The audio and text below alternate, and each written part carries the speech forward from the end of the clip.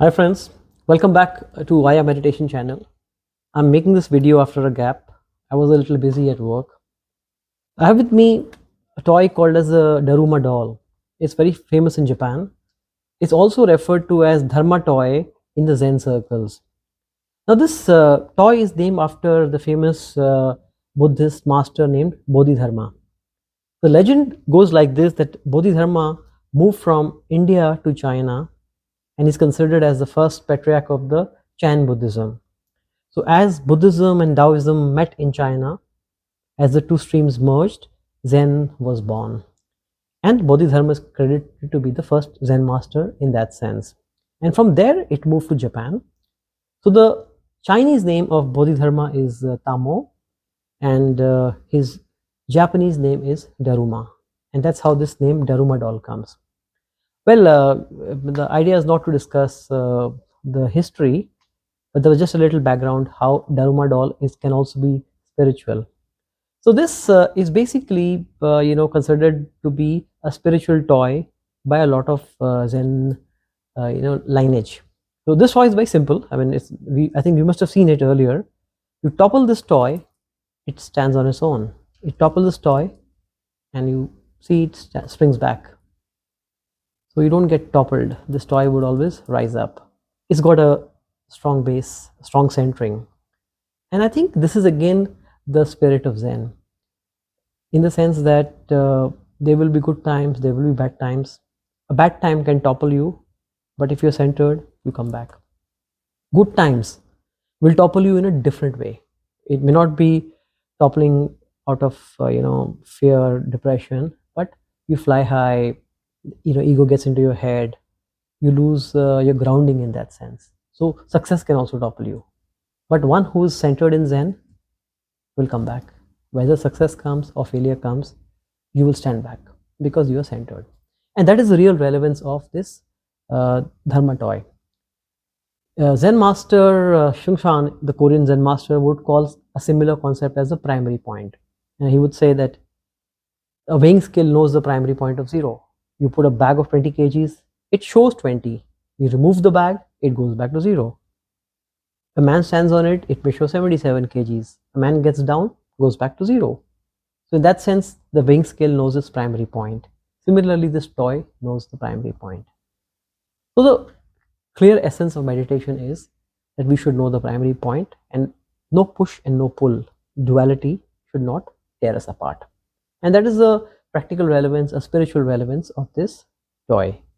Of course, in day-to-day life, obviously this has become a very popular toy. It's considered to be a symbol of good luck. A lot of people consider it to be a symbol of perseverance, which also it is, right?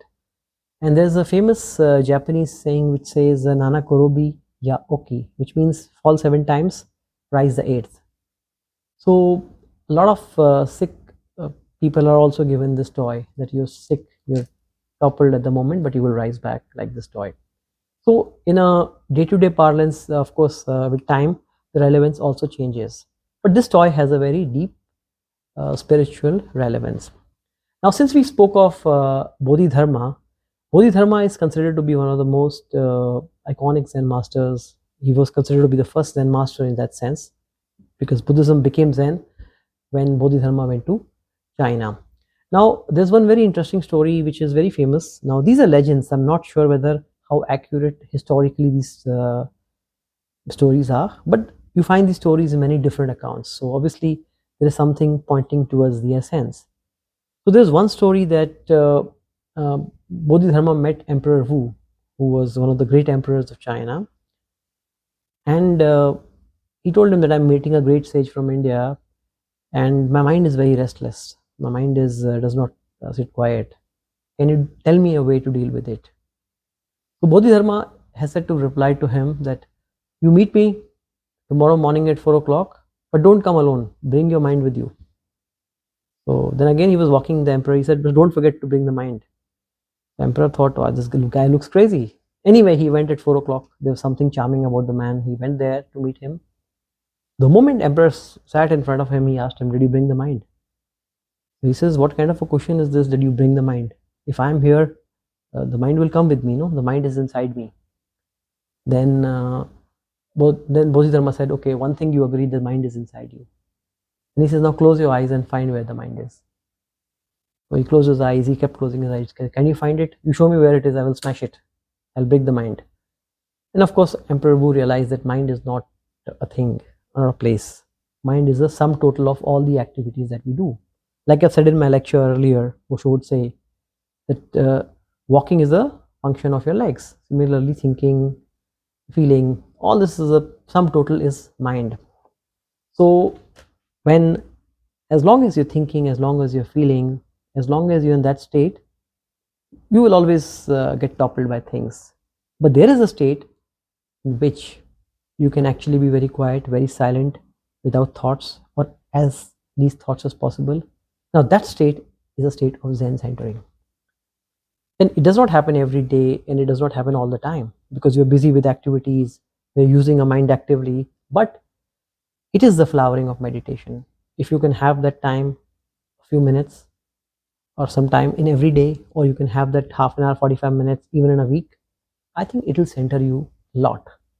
So this is considered to be a gift of good luck, perseverance in Japan.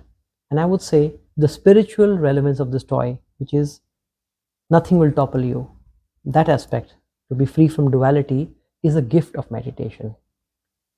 So that is it for today, a small talk on the Dharma Toy, and of course a little on Bodhidharma. Please subscribe to the channel and help me spread the word. Thank you.